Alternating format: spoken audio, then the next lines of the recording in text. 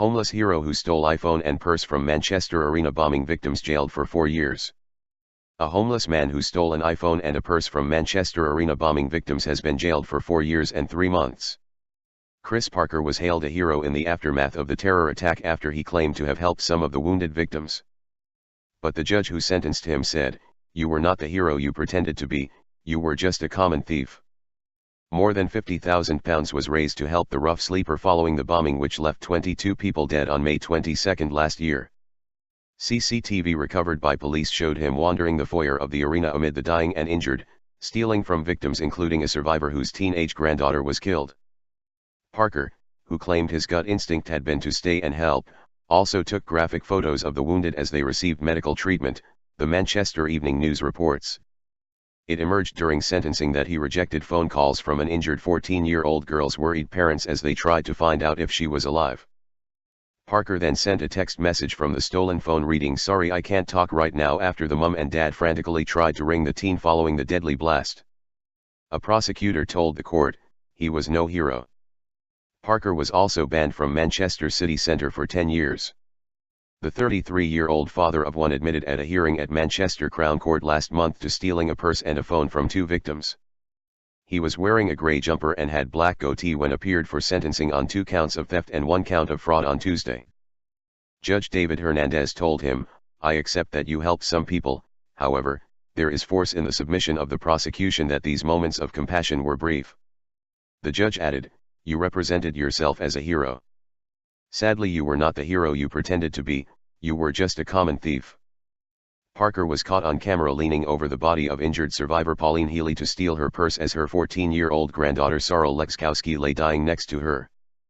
A photo shown in court revealed he had taken a close-up picture of Mrs. Healy's face as she lay injured next to her wounded daughter and dying granddaughter, with prosecutor Louise Brandon telling the judge that Parker offered no assistance to her or her family. A short time later the emergency services arrived and he was moved on.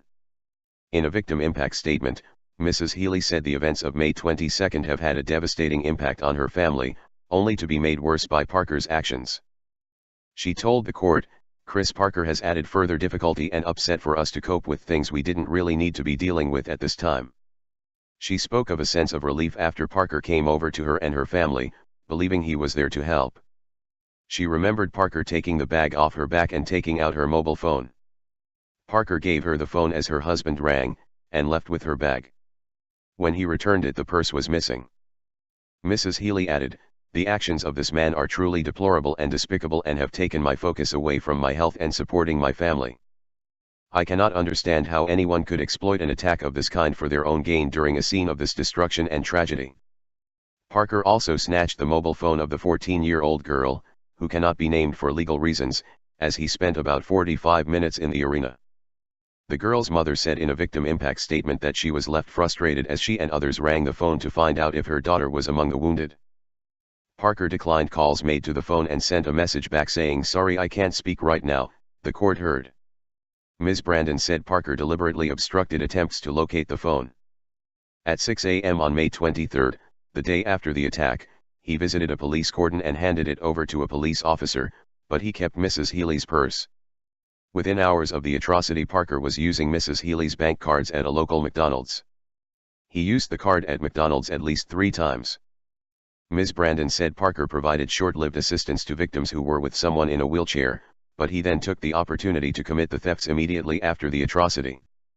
Contrary to the impression he gave to the media afterwards, she said, he was no hero.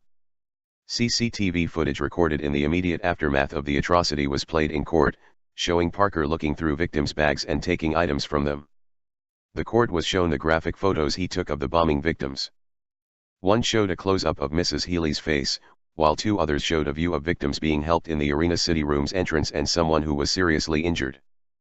When he was later interviewed by police, he told officers that he sold photographs on his phone to a reporter for £100. Ms. Brandon said Parker still had Mrs. Healy's purse as late as June last year, even showing it to staff at the Booth Center, which helps the homeless. He claimed he had got it from a woman he helped at the arena, telling staff he thought she had died but later found out she had survived. John Broadley, defending, said, "Nothing that I will say in mitigation can possibly excuse Mr. Parker's behavior that night." He added, Mr. Parker does wish me to express his deep sorrow and shame for his behavior that night. It will probably carry very little weight, but it's something he has asked me to say on his behalf. Mr. Broadley said Parker was in isolation in prison following his arrest for skipping bail, and he will be on the vulnerable persons wing in prison. Parker has received threats for the crimes, the barrister added. Parker will not receive the money raised for him through the public appeal on the website GoFundMe. It will instead go back to the donors. He also admitted a bail offense after he failed to attend court on December 22 and a warrant was issued for his arrest. He failed to turn up for the first day of his trial and he was found hiding in a loft in Halifax, West Yorkshire, where he had been living, in the early hours of January 3. The court heard he has 10 previous convictions, including the theft of a mobile phone from his mum, and stealing a computer game console belonging to the children of his former partner.